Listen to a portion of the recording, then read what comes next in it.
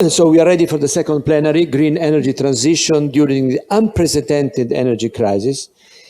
Is it time to step back or move forward? We have a distinguished panel composed of Andreas Poullikkas, Christophe Bonnery, Apostolos Petropoulos should be online, and Panagiotis Doumas. I invite all the speakers to start to come on the floor to greet them in person. Welcome.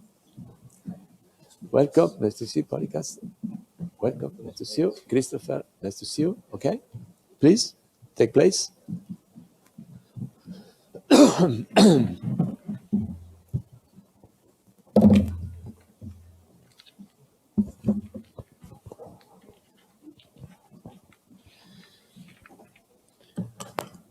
Okay, while people are taking place after the change of the panel, let me start introducing briefly the distinguished speakers. Andreas Poullikkas has a Bachelor of Engineering in Mechanical Engineering, a Master of Philosophy in Nuclear Safety and Turbo Machinery, a Doctor of Philosophy in Numeric Analysis, Doctor of Technology in Energy Policy and Energy System.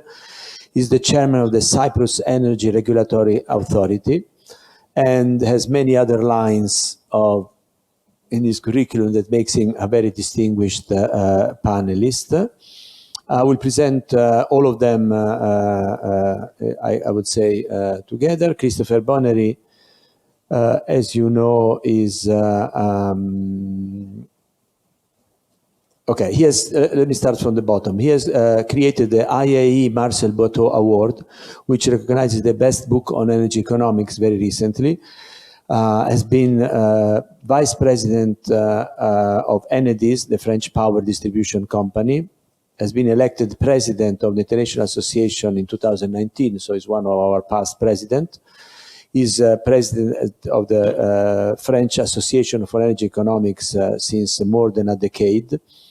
He's a program director of the Paris School of Economics, so he's a distinguished member of our energy community. And Apostolos Petropoulos has over 8 years of experience in energy sectors, electromobility, previous member of the Primes modeling team, Primes biomass model, and has a bachelor and master degree in electric and computer engineering. So we have a very distinguished panel. Now, the question of our panel is whether we have to step backward or move forward. I think the answer is very simple. We have to move forward. So let's see how our distinguished panel. However, I have a qualification. I'm a macroeconomist as well as an energy economics, and John Maynard Keynes had a famous saying that in the long run we are all dead.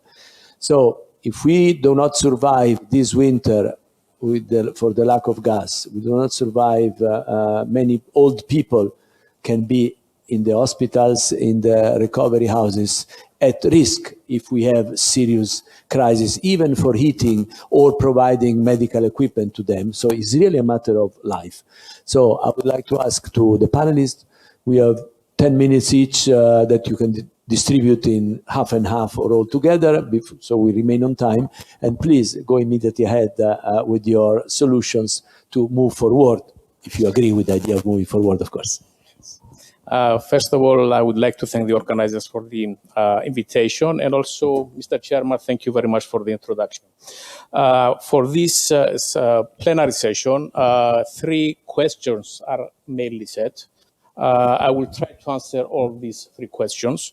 You already actually report the answer to the main question, but I will try actually to give all the necessary events why we need to move forward. The first question is energy crisis, opportunity or threat for European Union's energy transition. Let me first start with the definition of the energy crisis. An energy crisis is an energy shortage in any significant bottleneck in the supply of energy resources to an economy. In particular, energy crisis often refers to one of the energy sources used at a certain time and place. For example, we have the 1973 oil crisis, or the first oil crisis, which began in October 1973 after the decision of the members of the Organization of the Petroleum Exporting Countries, the Arab Petroleum Exporting Countries, led by Saudi Arabia, that proclaimed an oil embargo. The embargo actually was targeted during that time at the nations that had supported Israel during the Yom Kippur War. The initial nations targeted were Canada, Japan, the Netherlands, the United Kingdom, the United States, and afterwards the embargo was extended to Portugal, South Africa, and Rhodesia. By the end of the embargo, and this is what we actually need to focus, in March 1974, the price of oil had risen nearly 300%, from $3 per barrel to approximately $12 per barrel. This price increase had dramatically effect on the oil exporting nations as a consequence.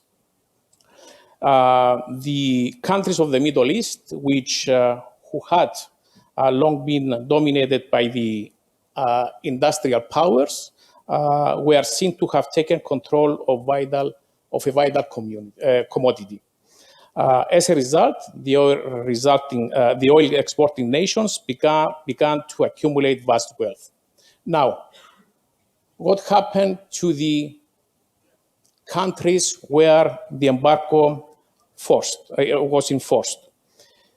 The embargo caused actually an oil crisis or a shock, which many short and long-term effects on global politics and global economy.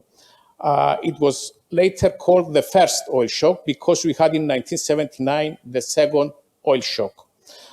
Due to the embargo, the life in the US was suddenly became slower, darker, and chiller. And what do we mean by this? The gas oil was rationed. The lights were turned off in Times Square, for example. Speed limits became common, and restrictions were placed on weekend driving in an attempt to conserve fuel. The embargo was not uniform across the Western Europe. The UK, Germany, Italy, Switzerland, and Norway banned flying, driving, and boating during Sundays. Sweden rationed gasoline and heating oil. The Netherlands imposed prison sentences to those who used more than the ration of electricity. What are the lessons learned now from the first and the second oil shock?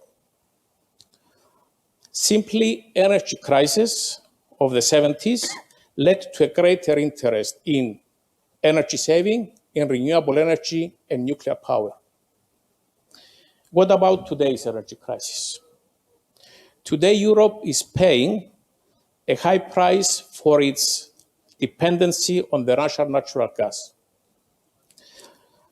Today, Europe is on an energy crisis, not an oil crisis, but a natural gas crisis. Not an oil shock, but a natural gas shock. But why? Russia, as a payback, as we all know, for being hit with sanctions after invading Ukraine, has been steadily cutting off supply of natural gas used to heat homes, generate electricity, and so on. Therefore, the energy bills across Europe became very high, very expensive. So the European Union put forward the Repower EU plan to end Europe's dependence on the Russian natural gas as soon as possible. It is, in fact, an attempt of Europe to accelerate the strategy towards energy transition. Therefore, and I will close with this, Mr. Chairman, my first intervention, the answer to the second question, revamping fossil fuel investments or accelerating recent investments, the answer is very simple. Accelerate renewable energy sources investments. Also, I'd like to add, increase energy savings and accelerate development of hydrogen market in Europe, mentioned already in the panel before. But we need to reach those targets in a socially fair, cost-efficient, and competitive way. Thank you, Mr. Chair. Thank you very much. A very general and profound overview. Christian Bonnery is the member of the, as I said, of French Association, but he also is in the best position, I think, to consider when accelerating RES investment, to explain us also, if he wants, the idea that the EU taxonomy includes nuclear in the solutions for the future, which is a political problem in some other countries, fortunately not for him, but I know that in Italy, for instance, that is a problem. Christian, the floor is yours. Thank you.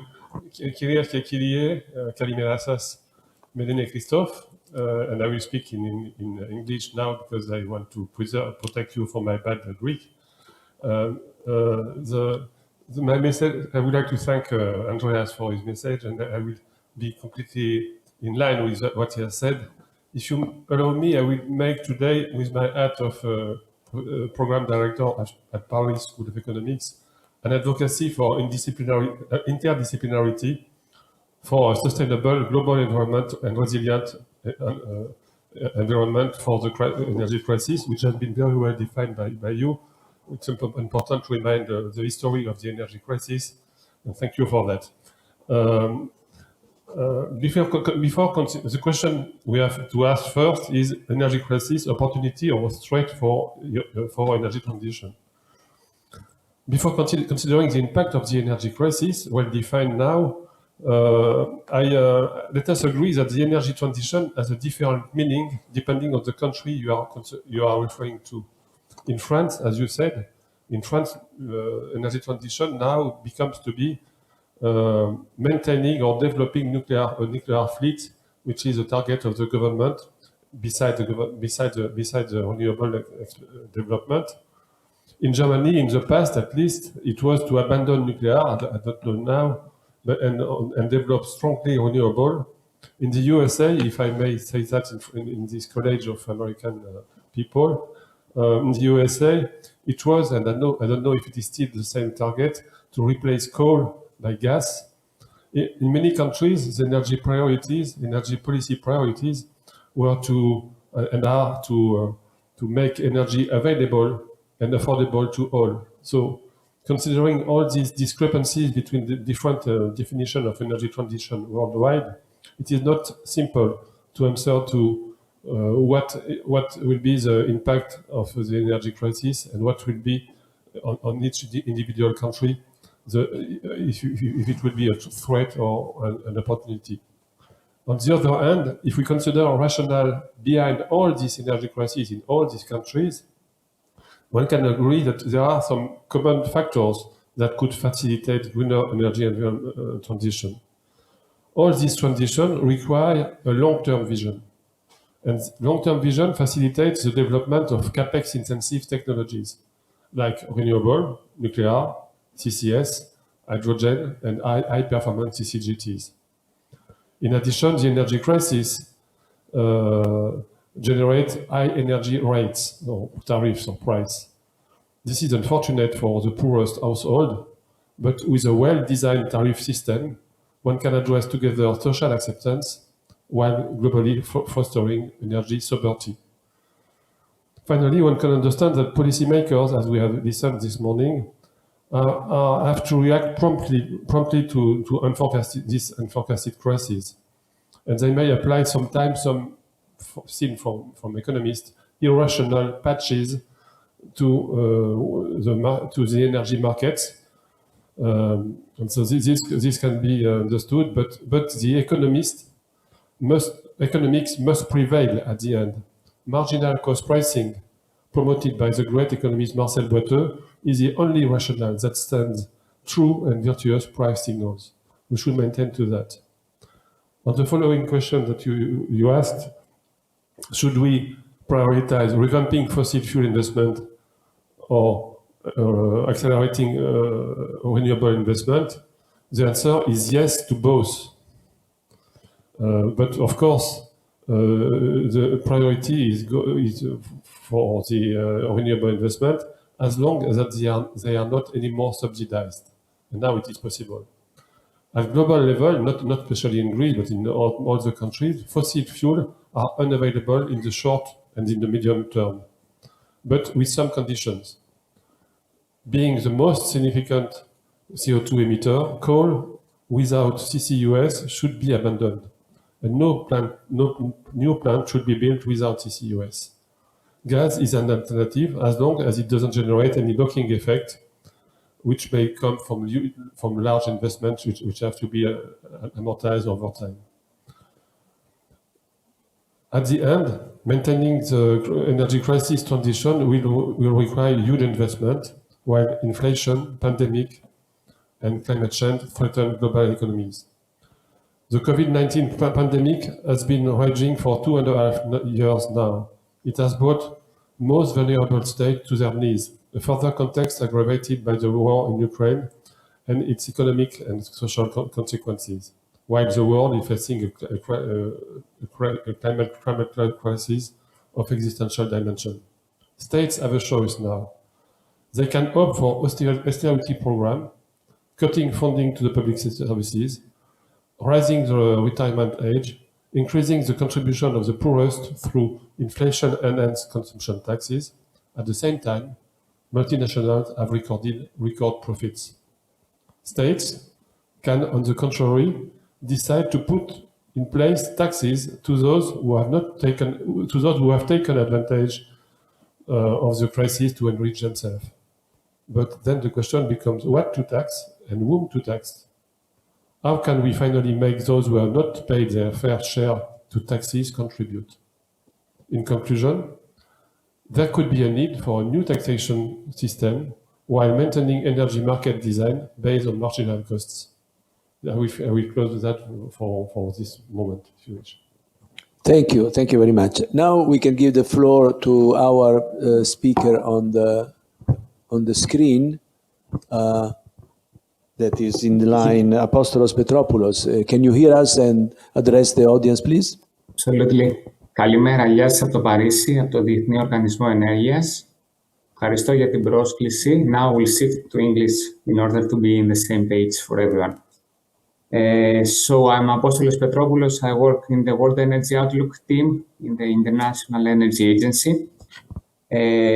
As you previously have discussed already, and you saw also a speech from our executive director. So just to put it in a simple words, what we are experiencing now, it's really an unprecedented moments. In the past, we have seen oil crisis, but now what we have seen, it's like across all different energy carriers, there are issues there. For example, we see a skyrocketing on gas prices, on oil prices are also affected on that. And of course, it has also an impact on electricity prices. However, what we see, it's apart from like the negative aspect of what we're experiencing, there are also some opportunities out there. And what I wanted to highlight is, for example, you saw recently the Inflation Reduction Act published from the United States that they're going to push even further the clean energy transition. We saw the package from the EU, the Repower EU package, that it increased even further the optimism of achieving the targets. And we heard recently also from Japan, like the plans about expanding nuclear capacity. So this is just an overview of the energy crisis and what is the opportunities and the threats. And jumping now also on what we need to do as a solution there. I mean, do we need to restart again and direct all the money on fossil fuel investments, or there are also different options in the table? So as already like you discussed in the previous panel, of course, energy security, it's a key issue there. So countries, they need to put in place plans in order to at least to ensure that the reliability of the supply it's going to happen in the coming winter. For this reason, you know that some countries, they have returned back to coal. They extended like the nuclear plants. For example, Germany announced that recently, like just today, for ensuring that the energy supply, it will be out there. But what we don't need to forget is that, of course, these short-term measures are important. We need to look, if we are talking about fossil fuel projects, for projects that they have short lead times and we have quick payback periods, for example, to exploit already to extend the production for already like well, or to make use of the flared gas in order to be ready, and not to invest money on big projects that are going, first of all, to take a lot of time, and it's not a good match in order to solve a short-term issue. And the second drawback of that, it is that it creates lock-in effects. When you invest huge amount of money on fossil fuel infrastructure, it means that for sure for the next decades you need to use them, and it can put at risk all the environmental targets that are out there. And just one additional point, of course it's necessary. For example, in Europe, you are hearing that LNG capacity is going to increase in order to make sure that the coming winter it's going to be, we will ensure the supply there, but the project needs to be hydrogen ready. And also to keep in mind that apart from the supply side, there is also the demand side aspect. And this is really important there. It's not possible in a situation that like your supplier that is covering 40% of your imports there of gas, it stops to supply you, and I'm talking for the Europe specifically, but you focus only on supply like solutions, but you don't stock much of the demand. And this is what, as IEA, we're trying to push much more and more.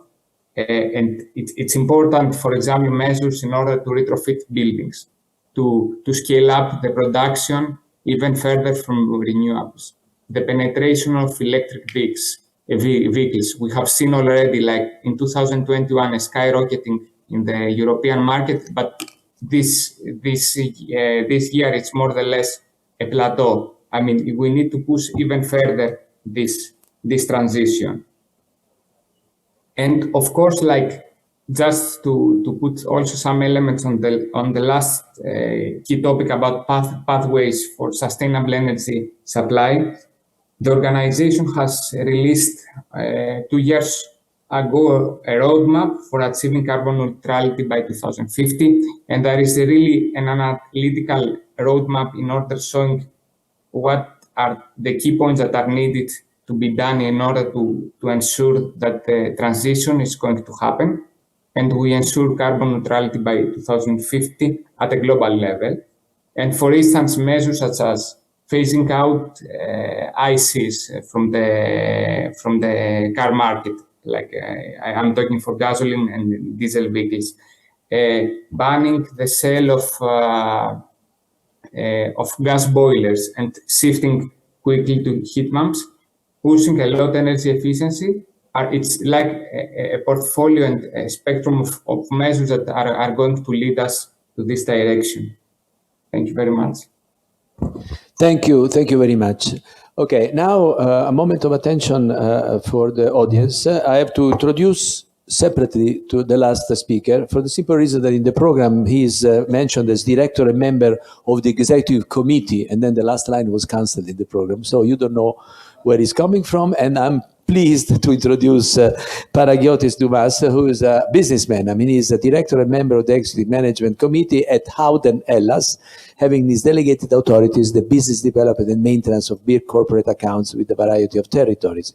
He has a BA administration from Derry College, okay, so he's working at home here, a master diploma in marine insurance and insurance from the World Maritime University in London, and he's managing partner at Apostolos, I don't know, sorry, that has first acquisition of Howden Hellas for the growing portfolio and expertise in this sector for renewable energy. So the floor is yours. Thank you. Hello by myself. Starting, I would like to express my gratitude to the association for inviting us to participate in this conference. My name is Panagiotis Doumas, and yes, I'm the Energy Director and member of the Executive and Management Committee at Howden LAS, the global insurance and reinsurance broker. Following all this very interesting presentation of my colleagues, I would like to take a bit of your time to talk about the role of insurance in all of this. I will split my presentation in two parts. In my capacity as an insurance broker, I will tell you a bit about, I will firstly tell you a bit about our company, Howden, and then I will move on to presenting the insurance point of view amidst this transition, which has been further burdened by the energy crisis. Howden is the largest London independent broker and definitely the biggest in Greece. We insure more than 100 gigawatt worldwide of renewable energy assets and more than 2 gigawatts in Greece, making sure that this energy transition is on top of our agenda.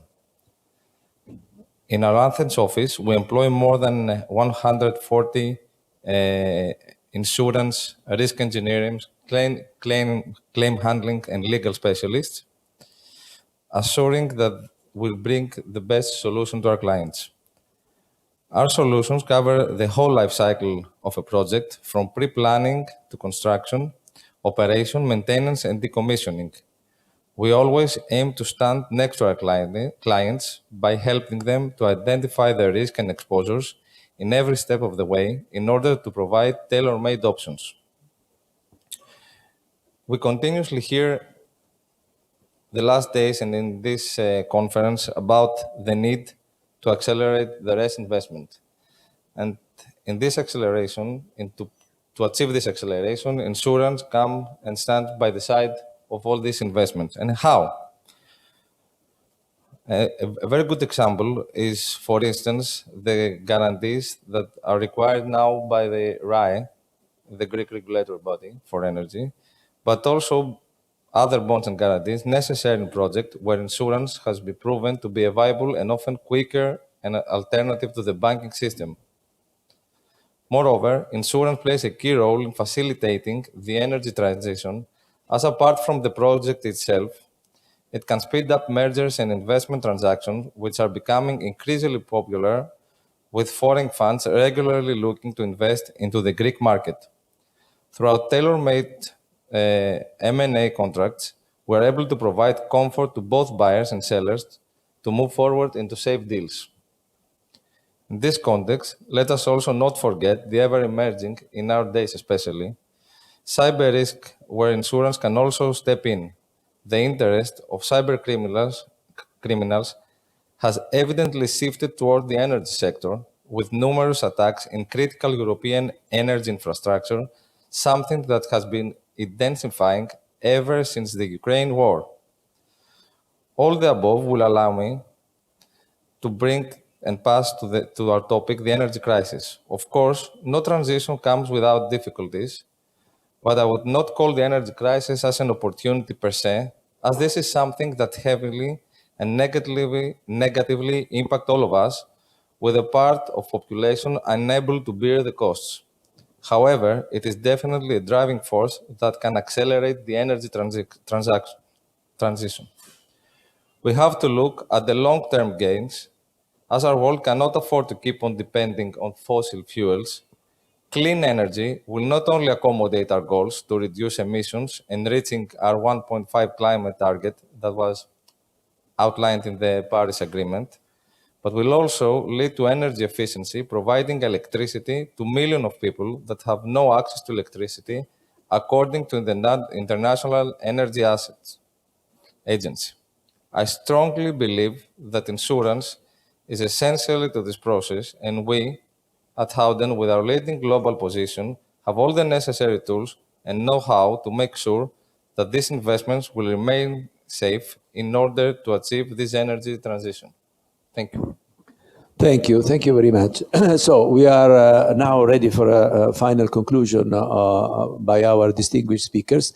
Let me add some provocation for them and for the audience. After all, we are now in front of a situation in which many analysts and forecasters are saying that with this continuing price of energy, the businesses will close, households will be poor.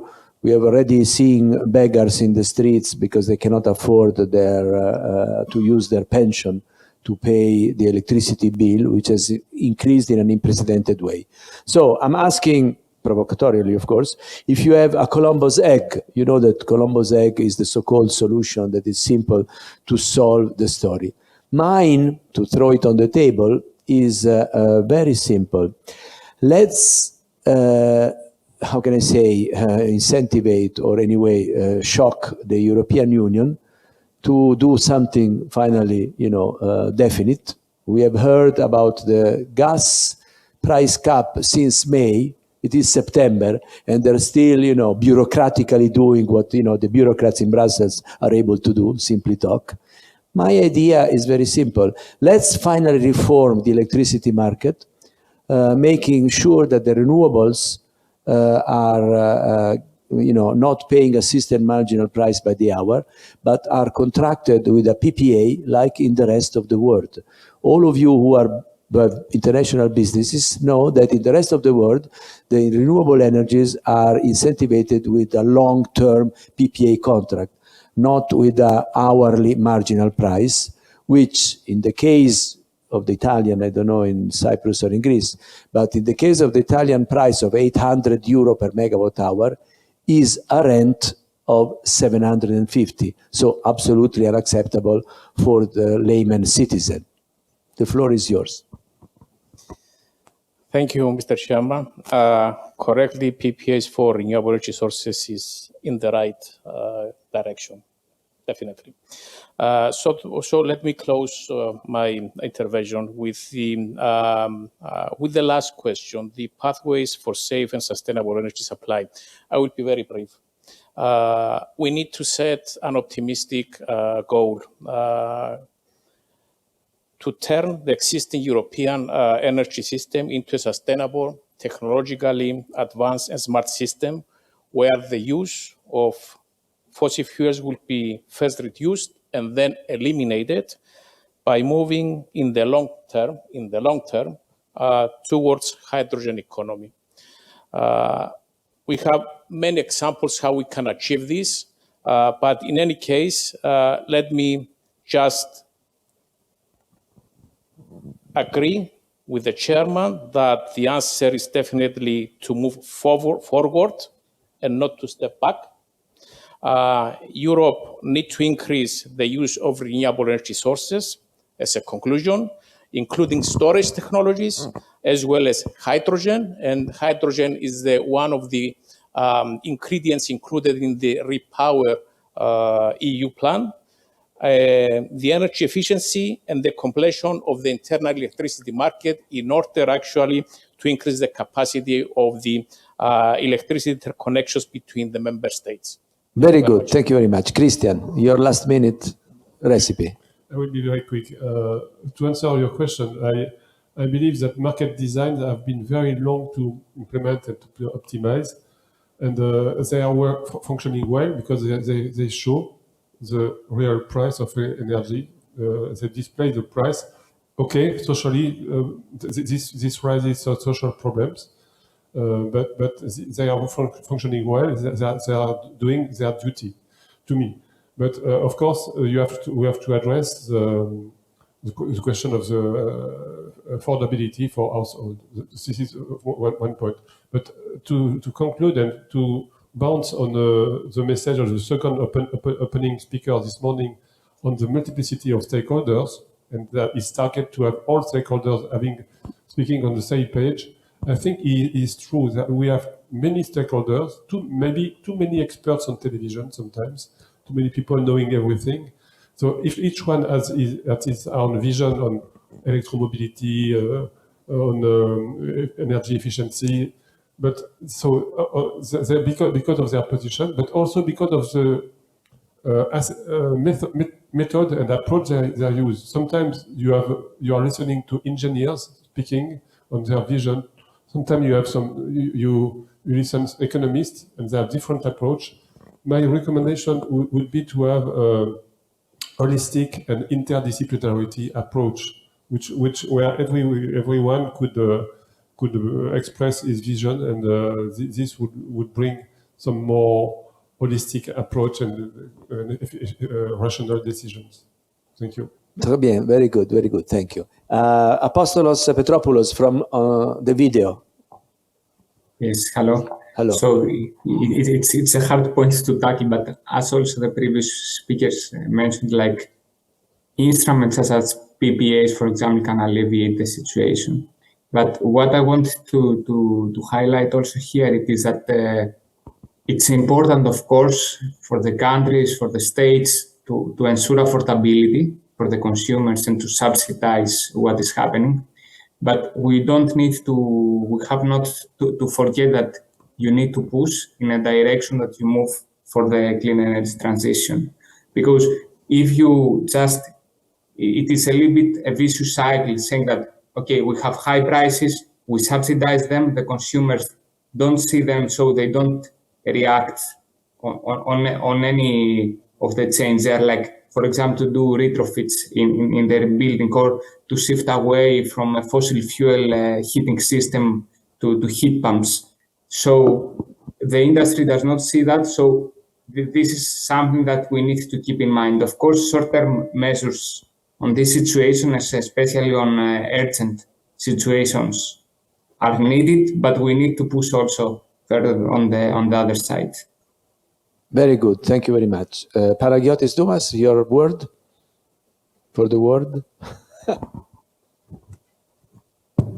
Yes, again, in my capacity as insurance broker, not being an expert, what I would like to say about, yes, PPAs, of course, will facilitate and bring us much rapidly closer to accelerating renewable energy investment and seeing more investment faster. But also, the regulatory bodies and the authorities have to cooperate in order to accelerate this process and seeing the development becoming faster and faster in order to succeed this energy transition. Wonderful. So we have a recipe for the future, for a better future, from a distinguished panel from the wonderful IAEE European Conference held here in Athens. I think I would ask all the audience to applaud the panel for the distinguished opinions they gave. And we give to the organizers, we took 20 minutes late, but we give to the organizers like only 13 minutes delay, so we have saved some time for the next panel.